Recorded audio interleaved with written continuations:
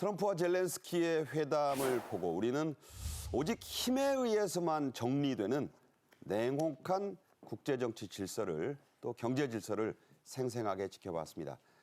저희 정책인 이슈는 이번 주부터 매주 한 번씩 우리 국방력과 세계의 군사력을 비교해서 집중 분석해드리는 코너를 만들었습니다. 먼저 영상 보겠습니다. 한미 정보당국은 긴밀한 공조하에 북한의 핵 관련 동향을 추적 감시하고 있습니다.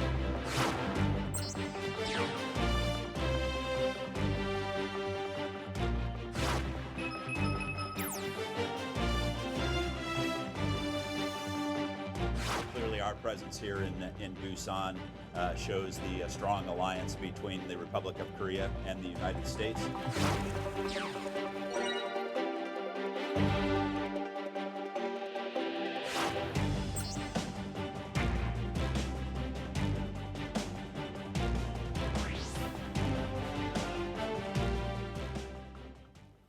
네, 이 주제 문성묵 한국국가전략연구원 통일전략센터장과 함께 하겠습니다.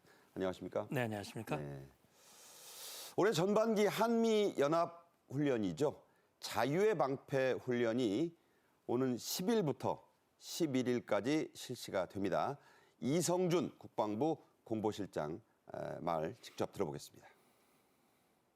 한미는 연합방위태세 확립을 위해 3월 10일부터 20일까지 FS 연습 자유의 방패를 시행하기로 하였습니다. 연습 시나리오와 연계한 지, 해, 공, 사이버, 우주 등 전 영역에 걸쳐 연합 야외 기동 훈련을 확대 시행하며 동맹의 상호 운용성을 향상시키고 강화된 연합 억제 능력을 현시할 것입니다. We go together.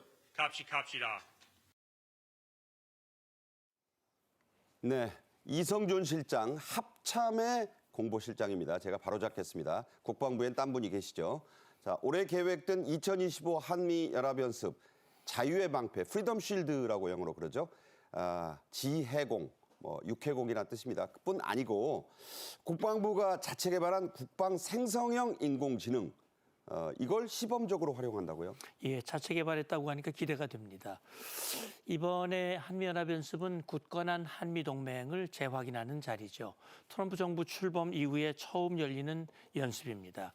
그래서 앞서 합참 공보실장이 말했듯이 10일 동안 열리게 되는데 이 2025 자유의 방패 연습은 북한군의 핵 미사일 능력이 고도화되고 전술이 변화되고 있기 때문에 새롭게 발전되고 있는 북한의 전술을 반영한 작전 계획, 변화된 작전 계획을 이번에 적용을 해서 훈련을 한다고 그래요. 네. 방금 말씀하셨듯이 이번에는 이제 국방부가 자체 개발한 생성형 AI를 시범 활용을 하고 각종 교리 교범 GPT를 이번에 운영을 한답니다. 챗 GPT에서 예, 따온 챗 GPT에서 거군요. 나온 거죠. 예. 이제 지금 시범적으로 이제 동원 업무라든지 해병대 교리 교범 GPT를 우선 사용을 하고 있는데 전 영역으로 확대 발전을 해서 정말 과학기술 강군으로서의 면모를 갖추겠다고 하는 것이 국방부의 계획입니다. 네, 본격적인 이 자유의 방패 훈련 시작에 앞서서 한미 두 나라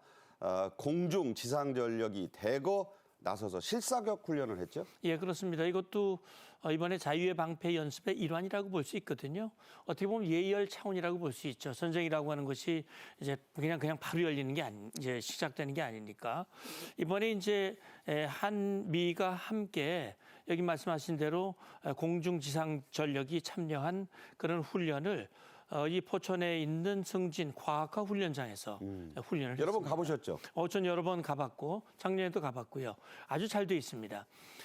이번에 이제 참여한 그 무기 체계들을 보면 공군 전력은 F-35A도 있고 우리 F-15 그다음에 KF-16 이런 이 전투기들도 있고 아파치라든지 드론, 자주포, 공중과 지상 대표적인 전력들이 대거 참여해서 반격 상황을 염두에 둔 그런 타격 훈련을 했습니다. 네. 자, 그런데 이게 안타까운 사고. 그렇지만 천만다행이다 이런 생각이 드는 사고가 났습니다. 오전 10시 5분쯤에 경기도 포천시 한 민가에 교회도 있었다 그래요. 이 폭탄 8발이 떨어졌습니다. 물론 잘못 떨어진 거죠. 천만 다행입니다. 사망자는 없네요. 예, 그동안 뭐 사실 이 포천 과학화 훈련장에서 수많은 훈련을 했지만 이런 사고는 없었거든요. 네. 정말 이례적인 이런 안타까운 사고가 벌어졌는데 포탄이 떨어졌는데 7명이 부상을 했고 그다음에 교회와 민가 일부가 파손이 됐는데 그 폭탄 하나가 축구장 한 개를 괴멸시키는 폭탄이라는데요. 그러니까 이제 KF-16에 장착되는 MK-82라고 하는 폭탄이에요. 네. 예, 이게 이제 그 말씀하신 대로 축구장 몇 개를 그냥 초토화시킬 수 있는 그런 역량을 가지고 있는 포탄 8발이 비정상 투하가 됐는데 네. 지금 이제 부상당한 분들 중에는 의식이 없는 환자는 아직은 없다고 그래요. 다행입니다. 그렇다면 치명적인 그런 위험에 처한 분은 안 계셔서 다행이라고 생각하고 빨리 원인을 파악하고 재발 방지, 특히 다친 분들 피해 주민들에 대한 보상. 아마 지금 신속하게 공군 참모 차장을 이 단장으로 하는 대책반을 가동한다고 하니까 아마 사과도 했고요. 조치를 취할 걸로 봅니다. 요즘 뭐 여러 상황 때문에 좀 기강이 해이해졌다 이런 지적을 안 받을 수 없는 상황입니다. 따라서 철저하게 진상을 규명하고 책임자는 단호히 처벌을 해야 되지 않을까 그런 생각 해봅니다. 자, 오늘의 메인 주제로 가겠습니다. 지난 2일 미국 핵 항공모함 칼빈슨이 부산에 들어왔습니다. 이게 이제 트럼프 2기 정부 출범 후 첫 입항이라 의미가 아주 크죠. 유명한 그 오사마 빈 라덴의 시신을 갑판에서 수장했던 그 항공모함 아니겠습니까? 예, 오사마 빈 라덴 하면 2011년 9.11 테러가 생각이 나죠. 이 칼빈슨 함이 2일에 부산항에 입항했다고 말씀하셨는데 이것은 이번 FS 연습에 참여하기 위한 목적은 아닙니다. 네. 다만 트럼프 정부 출범 이후에 첫 항모에 입항이고 8개월 만에 이제 다시 입항하는 것인데 미국이 한국에 제공하는 확장 억제를 실현하는 전략 자산의 상시적 전개의 네. 일환이라고 볼 수 있습니다. 이 칼빈슨 함은 뭐 뒤에서도 다루겠습니다만 슈퍼 호닛이라든지 호크아이라든지 이게 함재기만 해도 80여 대입니다. 엄청나네요. 예, 그러니까요. 그리고 거기에는 5세대 스텔스 전투기 F-35 신형 전투기가 탑재됐다. 1계대대 물량이 탑재됐다라고 하는 이야기들도 나오고 있거든요. 지금 북한은요. 방공 역량이 굉장히 부족합니다. 네. 그렇기 때문에 스텔스 전투기를 발견할 수가 없어요. 그렇다면 발견되기도 전에 평양까지 들어가서 그대로 참수작전을 할 수 있는 그런 역량을 가지고 있습니다. 네. 우리 앵커께서 말씀하셨던지 2011년 빈 라덴, 사살된 빈 라덴 시신도 이 칼빈슨 함 갑판에서 수장이 된 상징적으로 그렇게 한 거죠. 기록이 있습니다. 그렇습니다. 네. 자, 북한과 중국에게는 매우 위협적일 이 칼빈슨 영상으로 잠깐 보겠습니다.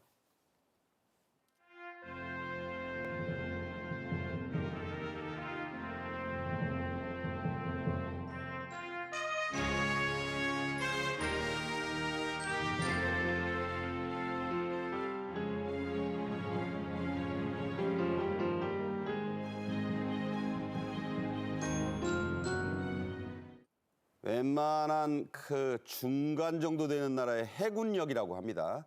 칼빈슨의 등장, 북한이 발끈했네요, 역시. 네, 김여정 입이 가만히 있지는 않죠. 이런 상황 때마다 등장을 해서 이 격한 입을 동원을 하는데 적대적이며 대결적인 의사를 보여주고 있다. 이러면서 자기들이 좀 특이한 표현을 했더라고요. 전략적 수준의 위협적인 힘으로 이 대응을 하겠다는 건데 이게 네. 힘으로 으르고 협박한다는 북한식 표현인 것 같습니다. 네. 이렇게 위협입니다. 위협이 아니고. 위협이에요. 위협. 그래서 이게요 보면요 결국 북한이 이런 반응을 보인다고 하는 것은 그만큼 북한으로서는 위협을 느낀다는 반증이라고 볼 수 있거든요. 여기에 대해서 미 펜타곤 국방부 대변인이 얘기를 했습니다. 이것은 한국과 일본 동맹국에 대한 방어 공약의 일환이다라고 얘기를 했고요.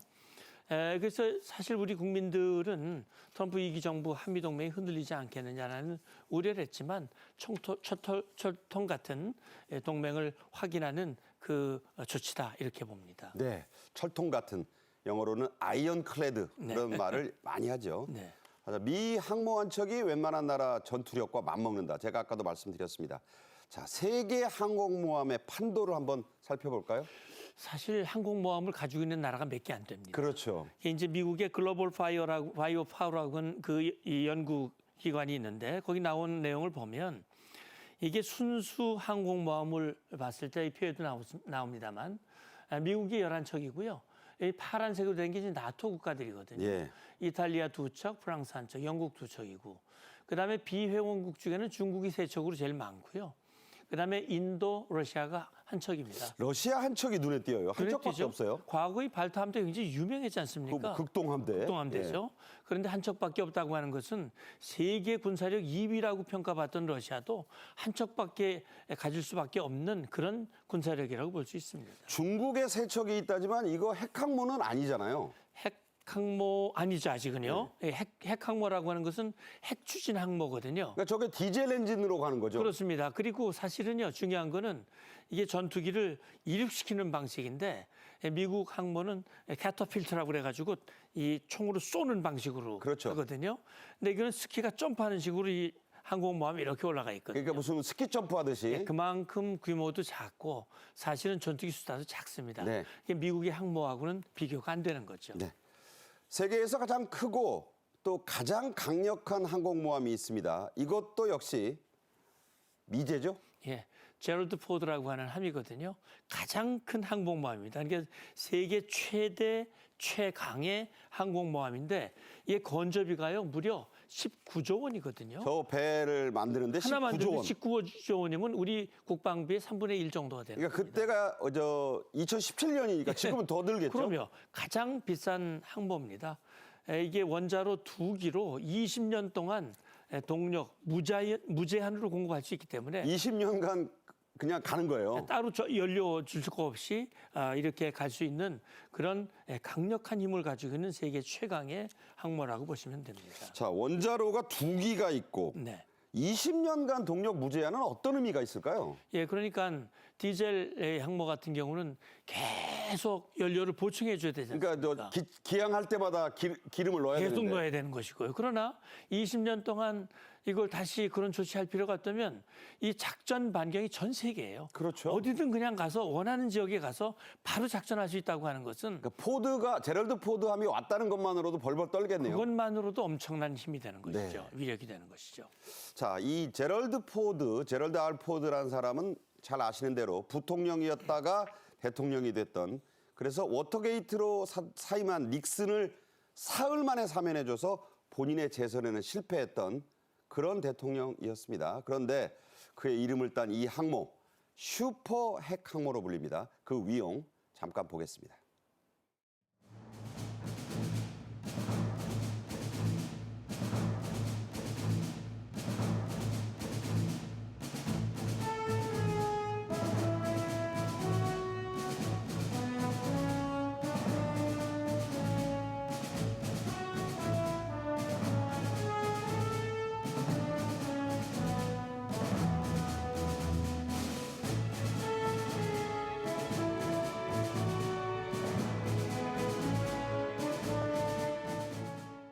네, 영화로는 많이 봤지만 실제로 본 거는 참 여러분도 드무실 겁니다. 이 항모를 전쟁의 해결사다 이렇게 부릅니다. 이유가 뭔가요? 그렇습니다. 국가 위기가 발생을 하면 미국의 정치 지도자는 우리 항모 어디 있지부터 확인한다는 거예요. Where is the ship, 캐리어? 그렇죠, 그렇죠. CV라고 그러지 않습니까? 이 항공기의 캐리어거든요. 예. 항공모함이니까. 그러니까 이 항공모함 자체가 군사력을 과시하는 능력을 가지고 있고 위기를 해결하는 거예요. 네. 예를 들어서 76년도에 도끼 만행 사건 있지 않습니까? 그렇죠, 그 유명한. 그때 김일성에 대해서 항모를 전개하니까 바로 김일성이가 꼬리를 내리고 사과를 했어요. 동해로 항모가 오니까. 그럼요. 이 위기 해결사 역할을 하는 것이고요. 이 항공모함은요, 함재기가 있기 때문에 이게 뭐 항모가 없는 어떤 함대라도 바로 그냥 타격해 버릴 수 있거든요. 네. 엄청난 힘을 가지고 그러니까 항모가 있는 나라와 없는 나라는 뭐 차이가 상대가 안 있는 거죠. 된다. 그럼요. 이 제공권을 장악을 하고 글자 그대로 이동하는 비행장이거든요. 그게 전쟁의 해결사다. 이런 별칭이 붙어 있는 그러니까 겁니다. 아무데나 갖다 대고 80대에서 100대의 엄청난 전투기를 보낼 수 있는. 그것만 있는 것이 아니고 거기에 함께하는 그런 전투력들 네. 이제 말씀드리겠습니다만 이런 것이기 때문에 웬만한 국가의 해공군력을 합친 그런 힘이다라고 하는데 이게 두 개 전투단이 함께하면 이건 뭐 엄청난 힘이죠. 네. 자, 그래서 이게 제2차 세계대전 당시 이걸 태평양 전쟁이 또 있었잖아요. 그 명운을 가른 전투로 미드웨이 해전이 꼽힙니다. 영화 많이 들어보셨을 거예요. 영화에서.